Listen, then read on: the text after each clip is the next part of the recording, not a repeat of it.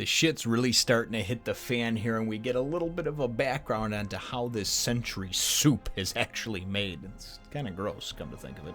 Nasty. Toriko, Gourmet number 75. The battle begins! Well, hello, my brothers and sisters and gourmet hunters of the Nerd Nation. I, as always, am Jim, here to bring you another review on the awesome and tantalizing and just, oh man, so cool tale of Toriko. Our last chapter saw us focusing primarily on Takamaru and Match and kind of their group and their background and why they're here for the Century Soup, and really kind of just ended with Gourmet Corp, those three actually getting to getting to the Ice Mountain in Ice Hell. So that's how things left off. Things pick up right over there, and we see Tommy and Barry and Boogie, of course. And as they're kind of going into the mountain there and kind of weaving in and out of the paths, they didn't realize that it was going to be this labyrinth in there, this total just crazy chaotic like maze, you know. So Tommy's like, well, fuck this, you know, and he starts going and barfing out some insects, and there are these little bomb bugs. Oh, gosh, I'm not a big bug fan, so just shudder at the thought. Gets a bunch of them, and it seems like even his own dudes are scared of him, because Barry and Bogey are like, whoa, whoa, whoa, like whenever he does something, they're just like, dude, dude, because this, like I said, this Tommy is obviously a couple sandwiches shy of a good picnic, just seems to be, batshit crazy for the most part, and unleashes these things, and then goes and barfs out this spark cricket, and turns his hand into like this cool, like elongated claw, slashes the fucker to spark him or whatever, and then, similar to like, I guess, dynamite or like C4, starts blowing it up, just blow a path right through the ice. The next portion of the chapter, and it's kind of funny how things wind up playing out, because Zongeh, who really is there for the comic relief, and if you remember right, he thought he found the final dungeon and everything else, or a dungeon, as they went through, as they fell down into that shelf, and then went into the actual cavern, So they kind of hear the rumbling and the explosions and everything else, and they're like, whoa, what is it, Zonge? And he's like, oh, it's nothing, they're just beating the drums for us, it must be about to be a cutscene.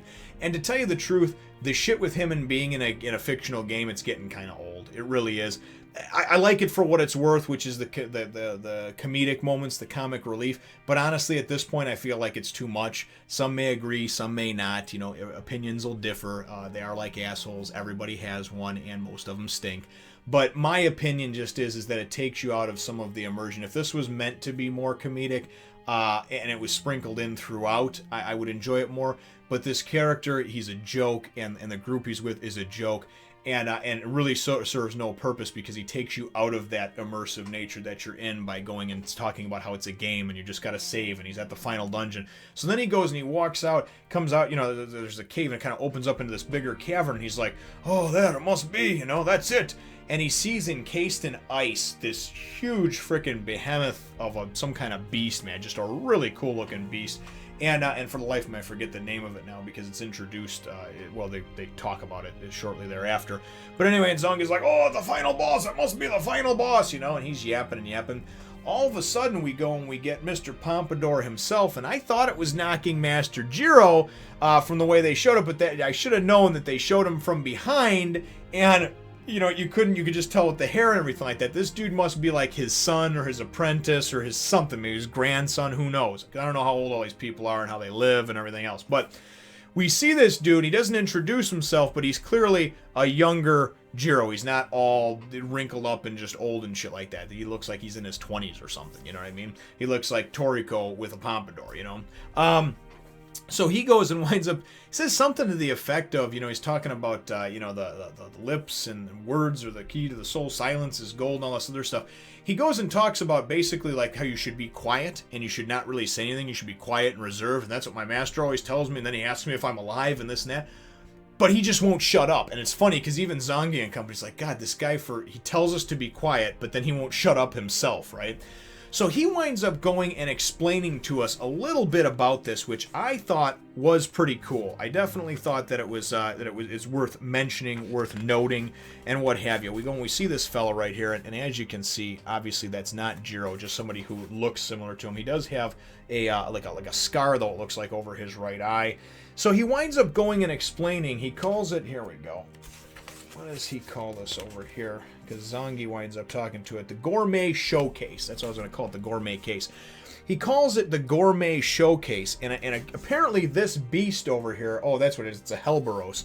This Hellborus was like the king of Ice Hell, right? Was the ruler of it. And he was knocked out and pretty much imprisoned in this Gourmet Showcase 100 years ago. So I can assume that it was Knocking Master Jiro that did this, right? And obviously he alludes to the fact that he must be like an apprentice, a son, a relative, a something of Knocking Master Jiro. But the cool thing that this describes is the whole century soup idea and everything like that. I kept wondering, like, okay, so every 100 years, like the methane something gas goes and heats some stuff up, and then there's some soup. What the fuck, right?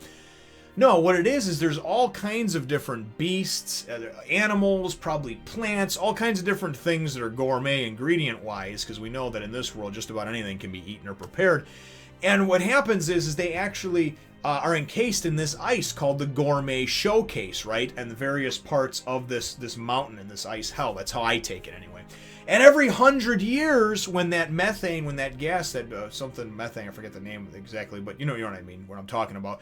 When that gets released every 100 years, it goes and it melts down certain parts. It doesn't completely allow the animals to. Some of them it melts down, and the animals that were there encased for the 100 years are now just skin and bones. So pretty much it's like just this stock, this like pool of goo that all runs together. It's kind of actually gross when you think about it, from all these different animals. And trust me, I love eating as much as the next guy. You know, I am definitely a Tyrannosaurus Rex when it comes to that shit. I have no problems with, you know, I'm not like I'm eating vegan or I'm eating paleo or any other fucking hype train that people are on right now. I'm not doing the Atkins, I'm not doing this. We occasionally, you know, we watch some of the sugar intakes and stuff that we have, but for the most part, man, I like a good steak, a good pork chop, a good rib roast, whatever it may be, you know what I mean? And definitely enjoy a numerous amounts of food, as far as from many different cultures, many different ethnic cultures. You know, it doesn't matter if it's Indian food, if it's Thai, if it's Chinese, Mexican. I enjoy a lot of food, you know what I mean? So, nonetheless, though, it's still kind of gross when you think about it, because I understand how soup is made, and I understand about how boiling down stock and stuff like that works, because of the fact that my wife and I are both pretty good cooks. I would say above average. She's above me, but I would definitely say that we're both above average. You know, we're not like, you know, Food Network good or anything like that, you know, but most of those people I think are just there for show anyway, so I don't think that many of them even know what the hell they're doing. They're just very good presenters is all, and I think other people come up with the recipes and such, but that's a story for another time.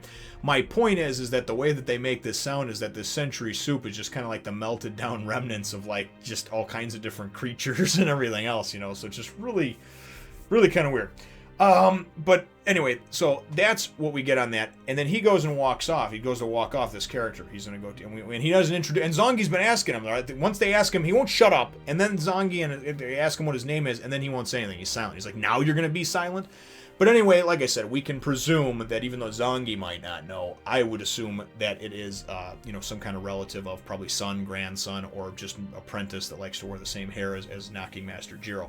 And that's who actually encased this thing, you know, when I'm knocking it out, and then it got encased in the Gourmet Showcase, you know, 100 years ago. And I know I focused a lot on the Gourmet Showcase, but honestly, then you get to the end of the chapter, and this is where the shit is about to hit the fan. This is where I can hear the fan spinning, and I can just hear the shit just splattering off of it and hitting everywhere and covering everything.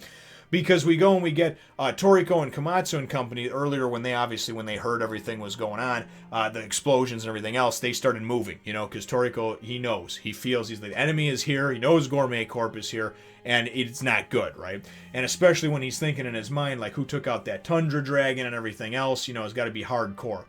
So as they're going, and they know they're close to the century soup too, Toriko says that he can smell it, right? Even though they haven't seen that aurora yet, you know, the aura of it. And then we wind up getting, and the end of the chapter is all these crazed insects coming flying in as they've kind of just broken through and found them from, you know, obviously in this mountain of the ice mountain in Ice Hell. And these things are, they're disgusting. That most of them are only about like this big. But I mean, they go, and one of the guys one of Match's guys, one of his mafia guys, whatever, the thing goes and like tears into his arm, and then just literally like tears his forearm off. It's just crippled, ripped, and bent off, you know. Another one goes and comes onto the guy's face and just like eats his face and takes him out.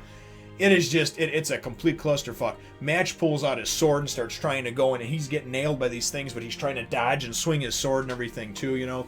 And it's kind of cool as well because Toriko explained about how he understands how Match's power works. I think he did it in the last chapter, but basically he has to calm himself first and then go, and as he pulls out his sword, then he can exert all this force and whatnot. But he explains how it's extremely exhausting and must be even more so because of this cold and obviously just the energy sapping nature of this cold.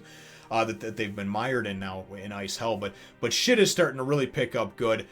We know that there's all these crazed bugs coming, and then you kind of go in the end of the chapter, it goes and it kind of flashes back to somewhere back in there that Tommy, you know, and he knows because he barfs out all these frickin' bugs. He's like, oh, we found them, right? So I don't know how close they are or what, or if it's just that he can sense or see through the insects or what have you, you know, if he has that type of power. But nonetheless, very cool stuff, man. And you know that it's about to go down, right? It is about to go down. And I'm just looking forward to seeing some of these these heavyweights, these behemoths going up against each other over here in the fight for the century soup. So very, very cool stuff. And just looking forward to diving headfirst into the next chapter. So my chapter question for you, though, brothers and sisters, is I guess what are your thoughts on Tommy's powers that we've seen so far? I understand there's probably a lot more than meets the eye to him, but so far we see that he can just sort of barf out these different bugs, and some of them are relatively small size and are useful, but the other ones that he did in the last, the capsule of a 38 and 41s and everything else, the weevil, these things were like, you know, you could ride on them like a goddamn horse, you know. What are your thoughts on Tommyrod, though, and his powers that we've seen thus far? And then also, what are your thoughts on this character that I can only assume is related to Knocking Master Jiro and what we saw of him so far? Leave your answer to those questions in the comments down below. Feel free to hit the thumbs up, the like button if you should think that I deserve it, and subscribe if you haven't done so already. We will look forward to catching all of you in the next one, Nation. Remember to follow me there on my other channel as well as Twitter and Facebook and Instagram too.